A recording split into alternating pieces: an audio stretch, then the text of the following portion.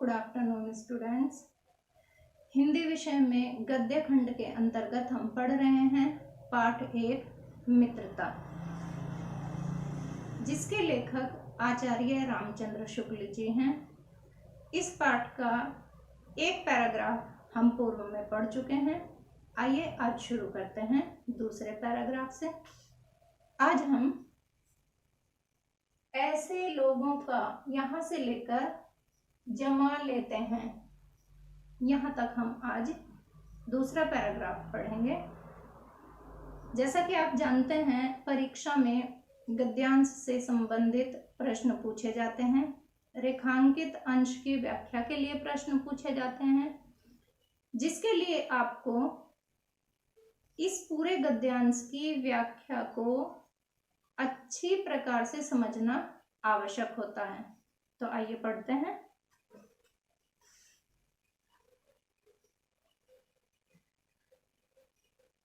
ऐसे लोगों का साथ करना हमारे लिए बुरा है जो हमसे अधिक दृढ़ हैं, क्योंकि हमें उनकी हर एक बात बिना विरोध के मान लेनी पड़ती है। पर ऐसे लोगों का साथ करना और बुरा है जो हमारी ही बात को ऊपर रखते हैं, क्योंकि ऐसी दशा में ना तो हमारे ऊपर कोई दबाव रहता है और ना हमारे लिए कोई सहारा रहता है। दोनों अवस्थाओं में जिस बात का भय बना रहता है, उसका पता युवा पुरुषों को प्रायः बहुत कम चल पाता है।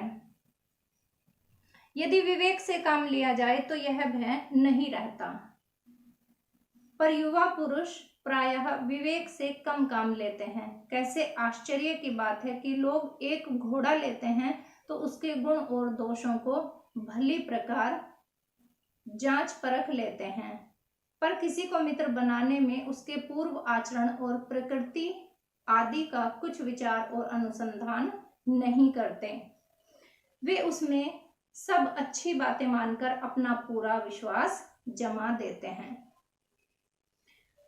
आचार्य रामचंद्र शुक्ल मित्रता क्या है, मित्रता करना क्यों आवश्यक है, अच्छे मित्र के क्या गुण होते हैं, और अगर हमको अच्छा मित्र नहीं मिलता तो हमारा जीवन किस दिशा में जा सकता है, इन सब बातों को लेकर आचार्य रामचंद्र शुक्ल जी ने अपनी निबंधात्मक शैली में ये पाठ लिखा है, मित्रता।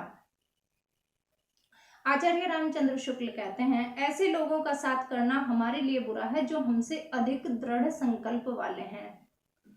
यानी किसी भी व्यक्ति के लिए उस व्यक्ति का साथ करना अधिक बुरा होता है जो उससे अधिक दृढ़ संकल्प वाला होता है।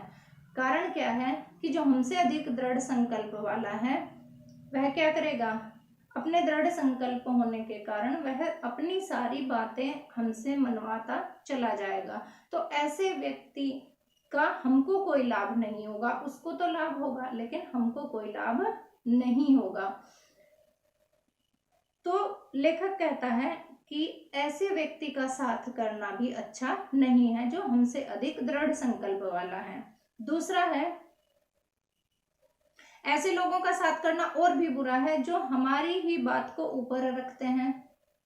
अब एक तो हो गया दृढ़ संकल्प वाले लोग, दूसरे हैं कि जो हमारी ही बात को सबसे ऊपर रखते हैं। जैसा हमने कहा वो उस बात को वैसा ही स्वीकार कर लेते हैं, हाँ आप जो कह रहे हैं वही ठीक है। ऐसे लोगों का साथ करना और भी बुरा है। क्यों? क्योंकि अगर कभी हम कोई कार्य गलत कर रहे होंगे तो हमारा मित्र क्या होगा, उसको वही कहेगा कि हाँ ठीक है, आप जो कर रहे हैं वो बिल्कुल सही है। तो हमको ऐसा मित्र और भी अधिक बुरा होता है, क्योंकि वो हमको अगर कभी हम गलत रास्ते पर जा रहे होंगे, कभी कुछ गलत कर रहे होंगे तो वो हमको सही मार्ग नहीं दिखाएगा। तो किस तरह के दोनों प्रकार के व्यक्ति से मित्रता करना बुरा होता, एक तो उनसे जो बहुत अधिक दृढ़ संकल्प वाले हैं और हमसे अपनी सारी बातें मनवा लेते हैं। दूसरे वो हैं जो हमारी हर बात को सही बताते रहते हैं, हमारी हर सही और गलत बात में हाँ में हाँ मिलाते रहते हैं। क्योंकि ऐसी दशा में ना तो हमारे ऊपर कोई दबाव रहता है और ना ही हमारे लिए कोई सहारा रहता है। दोनों अवस्थाओं में क्या होता है कि ना तो हमारे ऊपर कोई दबाव रहता है और ना ही हमको किसी का सहारा रहता है। उसका पता युवा पुरुषों को प्रायः बहुत कम रहता है, क्योंकि ये सब कार्य जो है वो जाने अनजाने होते रहते हैं और जो युवक हैं वो मित्रता करने के लिए इन बातों पर ध्यान से विचार विमर्श नहीं करते हैं।